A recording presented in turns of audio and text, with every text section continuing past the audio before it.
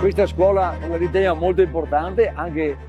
per il nostro mondo, che è il mondo del vino, il mondo della ristorazione. Quindi Villa Sandi ha istituito queste borse di studio per premiare e stimolare questi giovani. Non più importante come oggi questa attività, dove la cucina italiana è stata premiata Patrimonio dell'Umanità, dove abbiamo appena terminato le Olimpiadi dando una visione dell'Italia al mondo, di quelle che sono le sue bellezze e anche quelle della sua cucina. Quindi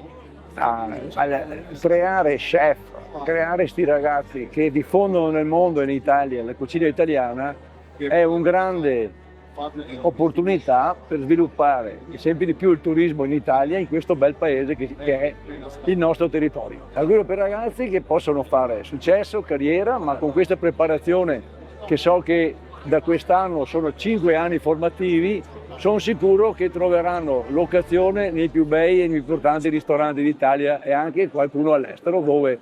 faranno grande onore alla cucina italiana. La scuola aumenta grazie agli stimoli che abbiamo e quindi questa tradizione per noi è uno slancio verso il futuro e nel premiare chi sogna in grande, chi desidera implicarsi nel mondo della ristorazione a tutto tondo, e quindi noi non possiamo che cogliere questa occasione con grande gratitudine per continuare a rinnovare la nostra passione e cercare di coinvolgere i ragazzi il più possibile per costruirsi un futuro di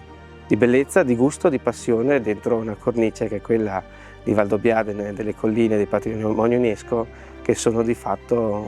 già un biglietto da visita culturale nazionale che si presenta da solo. Viviamo grazie ai ragazzi, per i ragazzi, la nostra offerta formativa è mirata a loro e quindi non possiamo che rendere partecipi di quelle che sono le loro grandi esperienze a tutti. E la condivisione parte dalla tavola, parte nel lavoro e per la nostra scuola è anche nel presentare tutte le grandi esperienze che riusciamo ad attivare con successo. Sono molto contenta, soddisfatta del lavoro che comunque ho svolto e soprattutto anche al supporto che ho avuto dai professori Alessandro Bessegato e Elisabetta Zanesco, e li ringrazio molto perché ci sono sempre stati per ogni mio momento debole e successo anche. Spero di riuscire a pagarmi magari dei corsi di specializzazione per riuscire comunque a cercare di fare sempre al meglio il mio lavoro e portarlo sempre anche con più esperienza. Io ho ricevuto la borsa di studio, sono molto contento delle opportunità che ho avuto e ringrazio molto Villa Sandi per questa opportunità.